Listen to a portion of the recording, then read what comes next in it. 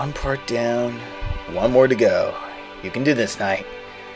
I just need to get this done with Aku, and we can all move on with our fucking lives. Night! What? Forget about his car rant. We're tackling something else, something more recent. You mean no more Guptil? Oh, we're still tackling him. God damn it. What do you do now? He actually made a video response to a user for once. Wait, really? So someone actually got to him so much he did an actual commentary on this guy? Not exactly. It was just him, carelessly, refuting several points that Youngblood Fantasy 91 made to him in his commentary about corporate logo changes.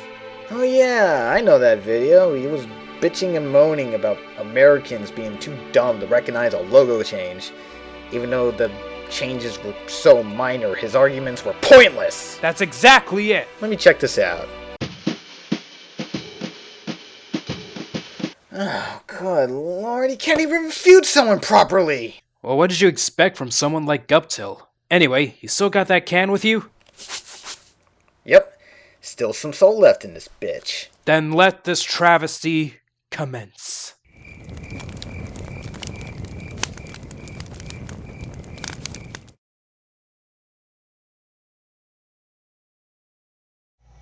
What do you know? I have encountered someone who is actually worth my time. The pretentiousness and self-righteousness in that statement is so unbearably evidential. You make yourself sound like fucking royalty by saying it like that. The unimportance of change. It was detailed, he was soft-spoken, and he had some interesting points to bring up. Recently? This video was made approximately 6 months ago when you uploaded this response, you goddamn sloth! Oh wait, there's an annotation that says, or at least a while ago. My statement still stands. Guptil's as slow as ever. Now, many of them I disagree with, and that is why I was determined to make this response to him. Now, instead of doing a commentary on a commentary, what I'll do instead is list the most important arguments and give my thoughts about them. So it's a commentary on a commentary, since you're making comments on things Youngblood said in its commentary. Without any further ado, let's dive in. Argument number 1. He's considered to be the archetypal Sonic fag. Okay, people, here's what you need to have hammered into your brains.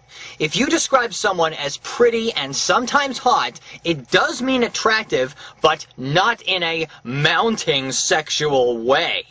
Definition-based websites like Dictionary.com and Merriam-Webster.com evidently shows that hot is a common slang term for having an intense sexual desire. You know, for a guy who has a major grammar fixation, you seem to lack the common knowledge of words having double meanings! Sorry, Jamin, but your argument falls flat on its face. Yes, because an argument can be false just because you said so, or you made a bullshit excuse. Anything as hot, including a stylish backpack or a pen, people are going to cast horrified looks on them and think, "Dear God, he wants to do that backpack! Somebody call security!"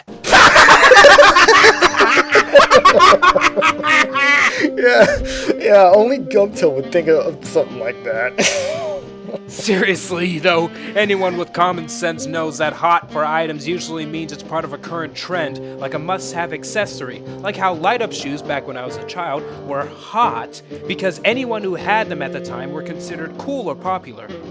Besides, as long as the anthropomorphic character looks humanoid and is fictional, why does it matter? Behold, ladies and gentlemen, the argument that furries make when caught fapping the furry hentai. Quit acting like they're real. Yes, people, you shouldn't be thinking about Guptil like that, despite the fact that in his original top 10 video, he went on and on about, given his logic, a 12-year-old psycho with 3 arcs of hair, A fucking 8-year-old plant! a mother who apparently has a strange mind to let Vector the crocodile swoon over her, An annoying swallow where you just had to go. If only we could see her take wing. As if your underage character list didn't make you questionable already. a princess who you, once again, label as someone who mostly does nothing but message people, even though to me, sealing a destructive creature seems pretty noticeable. By the way, Chaos is the god of destruction, not a water god. He's a water creature, there's a difference. an RG comic pop star sensation who somehow looks more humanoid than other characters. A pyrokinetic cat who seemingly resembles Native Americans, which, by the way, I bet some took offense to, and who might be smitten with silver even though it was not canonically proven true by Sonic Team or Sega. An RG comic echidna who just had an orgasmic episode over her long ponytail. Now we're talking! A chipmunk who you rave about her not wearing any clothes, or as much as other females, despite her always sporting a pair of boots and eventually a hunting vest. And finally, a bat who you found to be the hottest among all females, like the Sonic fag you particularly are, stating that the censoring of Rouge's cleavage was a price to pay, saying that she is in love with both Knuckles and Shadow, which is also not canonically proven, and, to top it all off, telling people how dare they didn't think Rouge was the hottest Sonic female. Yeah, clearly we were at fault here. Also, who acted like, they were real? Seriously, who acted like Sonic characters were real? Anyone?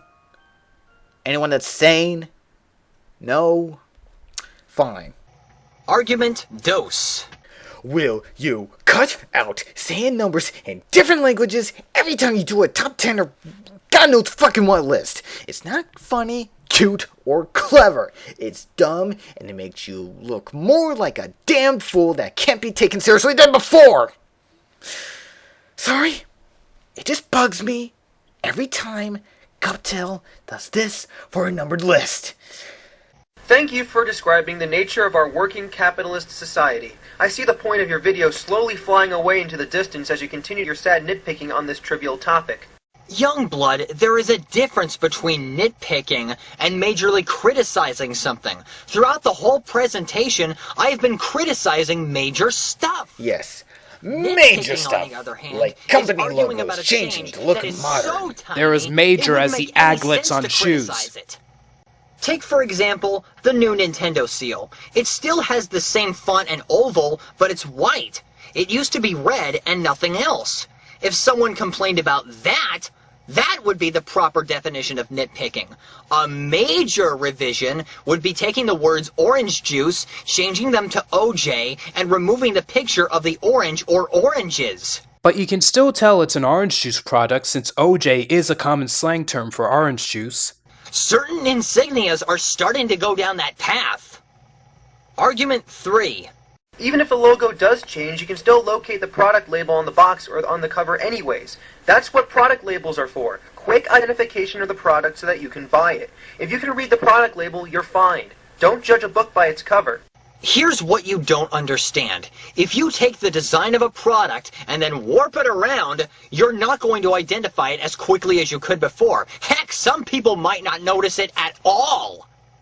If you took a closer look at the difference between the old and new Tropicana cartons, the name of the brand is right where it needs to be on the old one, but on the second one, the words 100% orange stands out way more than the name of the brand turned sideways. Thankfully, however, the designers realized the problem and transfigured it back to what it should look like. You make it seem like people will take an immense amount of time to identify a product after a logo change. By the way, the Tropicana logo changed back to its old style not because people were confused, but according to sites like yumsugar.com, people found the new look to be, quote, ugly, stupid, and generic looking, unquote. That's for the regular Tropicana. Have you seen the design for Drop 50? Looks pretty similar to the second design, if you ask me. Get was gonna do the same thing, but people hated that design too. In the product world, you are going to need to judge it by the cover anyway. Argument 4. The two pictures you showed me of the Mountain Dew logo demonstrated minimal modification of the logo itself. So the word mountain was shortened to the abbreviation MTN. It's a common abbreviation. And who cares if the word dew is more slanted to the right? It's still red, the background is still green, and the general design is similar. I would complain if there was a complete overhaul of the logo, not minor changes that spur you into an OCD fit. This is the only argument that I agree with. The only argument he agrees with. Remember that he said that. MTN would perplex some persons. Little did I know, I was being a bit of an idiot. Oh, you were being a bit of an idiot. You think? Also, aren't all these arguments supposed to be stuff you disagreed with? So as of now, you technically only had 11 points you disagreed with, not 12. Argument number 5. In response to the new Nike emblem, Youngblood mentioned this. Dude, it's a universal symbol. Do you realize how much advertising we come across today? Do you realize how many times we see this logo and associate it with shoes, sports, and Michael Jordan? Unless if you were born in an uncontacted civilization, Guptil, then there is no way in the 9 regions of hell that this symbol can go unrecognized by someone living in a country with any semblance of an economy. True, Nike is widely recognized by millions of individuals, yet when you don't have the name on the trademark, sooner or later, someone might ask what the name of it is. And when that extremely rare moment occurs, someone can just turn around and say, oh, it's Nike. What, did someone beat you to a pulp when you asked that question or something? And quite frankly, I think the populace hate asking that type of question. Also, a couple of other corporations have a design similar to the Nike swoosh, such as Brooks, Saucony, and Mizuno. Those logos bear minimal resemblance to the Nike swoosh. Brooks' logo looks more like a deformed 7. Saucony looks like a hockey stick with holes. And Mizuno looks like a bird statue thing. Seriously, how can you possibly get them confused? Especially with the names being on those other, possibly smaller companies. That's like getting my logo mixed up with the freaking Airfield Estates logo. This is just fucking retarded. First, those logos are different enough from the Nike swoosh, so they can't be mistaken as such. Also, Nike is mainly a shoe company. I Google image search Nike and Nike shoes. On every single one, the Nike swoosh was on the side of the shoe, clearly shown without the word Nike on it. The only time Nike was on the shoe was on the tongue or the back of the shoe. And even then, the letters are small and can be blocked by wearing pants over them. So Nike has had the swoosh without Nike on it for years, even before this change. In other words, Youngblood, your argument is kind of irrelevant. If you look at some of the other running shoes insignias, they're all conveniently labeled with the name of the product right there. Nike doesn't retain that trait, which it should have. Argument SIX. After explaining that Gatorade transformed to G and the fact that it's referred to only as G, he had this to announce. Not necessarily. Although the company could call it G for their ad campaign, people still refer to it as Gatorade either way. Cool. Yeah, cool. Who the hell called it G anyway? Outside the commercial? G2? Possibly, but G? I don't recall. And besides, like I said, if you can find the product label on the bottle, then what is the point of complaining? Well, see how the name is scrunched in between the word performance and the nutrition facts? Not to mention it's gray, like the other words. It actually seems to blend in. Okay, the name is kinda tiny, even though I can just turn and tilt the bottle to see.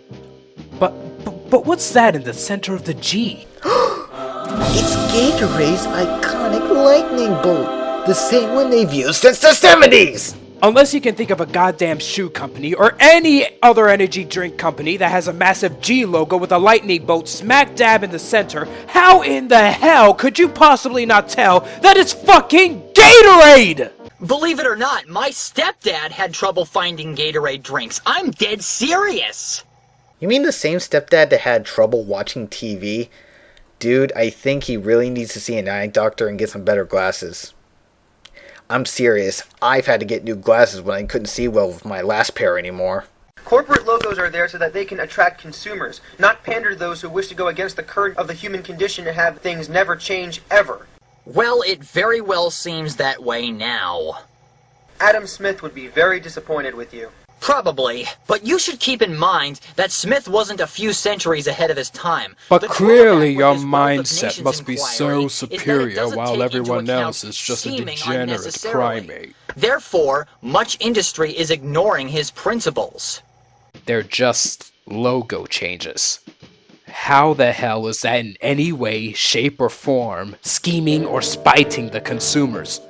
Also, you are seriously getting on our nerves with your self-righteousness. You aren't smarter than our workers today. You aren't even a year ahead of your time. He's like a million years behind. And you have no ground to be stating your baseless nitpicking assumptions. Argument siete. This is the response to the What's G ads. I looked up the commercial on YouTube, Guptil. How can you not think of Gatorade when you see those commercials? They feature athletes, dude. If you have common sense and can connect the dots, you will realize that the athletes plus the letter G involves Gatorade, since previous commercials had similar themes. Unless you can think of a major shoe franchise starting with the letter G that has famous athletes endorsing it, then your gripe is in vain. Preceding ads didn't have a theme almost identical to What's G, Youngblood. The ads usually involved running, throwing balls, striking pucks, and so on. It also exhibited the beverage usually by way of somebody washing it down and developing colorful sweat. What's G, on the other hand, just features a long row of stationary athletes and a stylish letter G at the end. If the promoter does not display the object that describes the product, confusion is going to occur even if you don't expect it to. We're all not the small-minded primates you make us out to be, Guptil. Anyone who remembers the old commercials can easily put two and two together. Famous athletes, plus monochromic style, plus massive G equals Gatorade! Common sense is a necessity you once again seem to lack. I looked up the commercial on YouTube. I thought of Gatorade. Even if I didn't, I'd know it's Gatorade because I recognize the font they use for the Gatorade logo on the G. How the hell can you think of shoes anyway? If it was a shoe commercial, I'm sure they would have shown actual shoes!